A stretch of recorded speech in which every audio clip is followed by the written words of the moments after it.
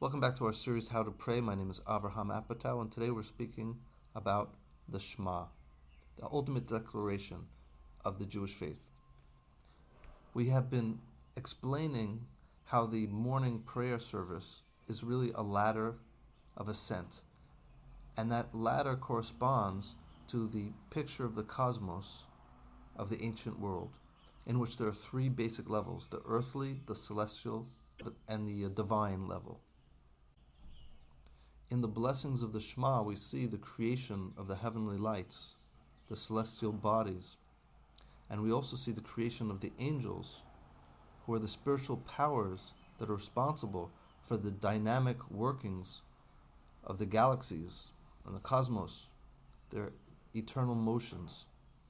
And it's through this spiritual network of angels and planets and stars that God's infinite power and providence is directed into the realms of nature, from the highest level to our earthly plane.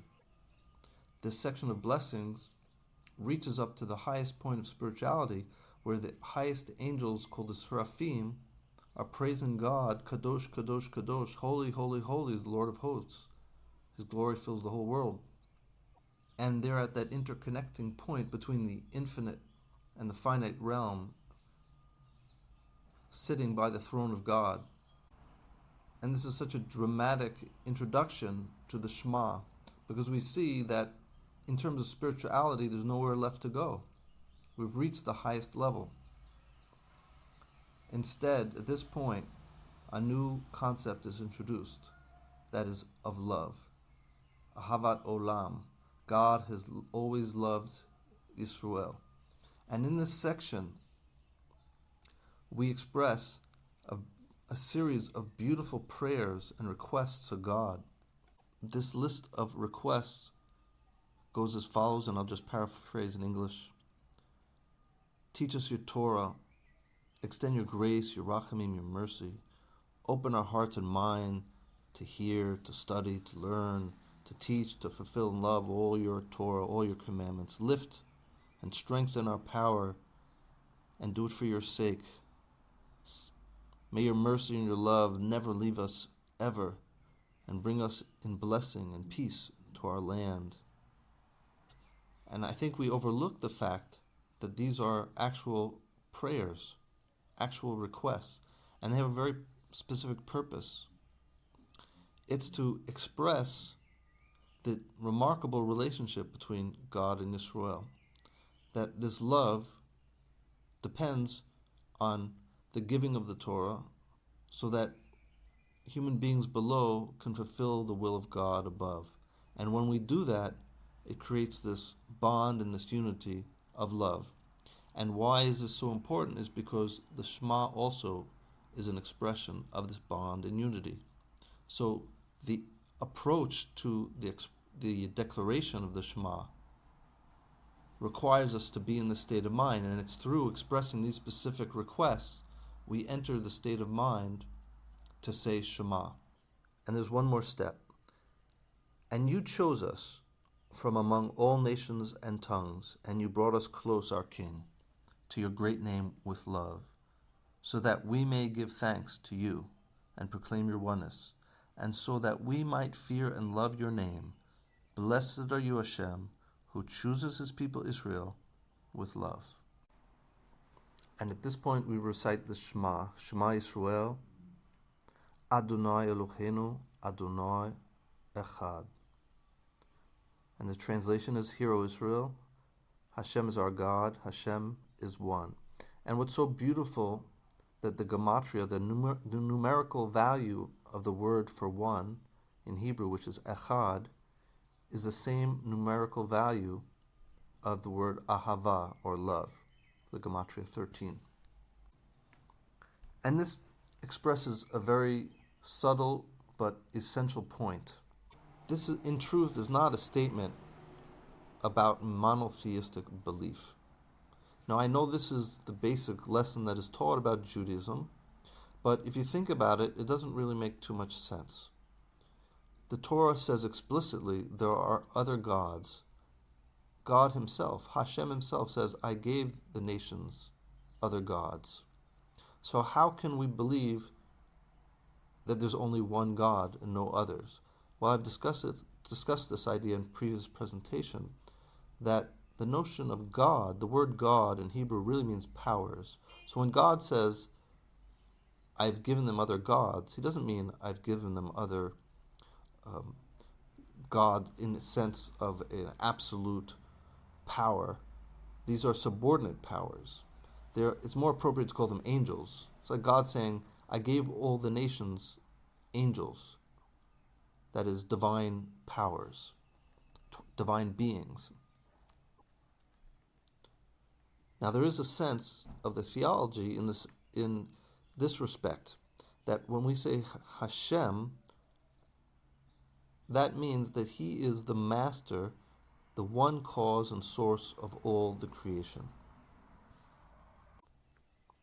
And so the statement that says Hashem is our God, it means that this specific God with this specific name, Hashem, he is our power. Because in the ancient world, every people had their specific God, their specific divine power that they relied upon and identified with.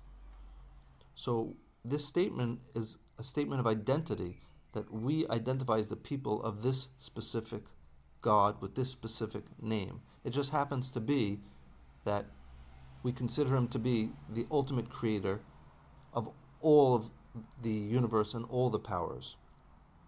So that when we say Hashem is our God, Hashem is one, the second phrase really means that we believe in Hashem alone. We consider him our God alone.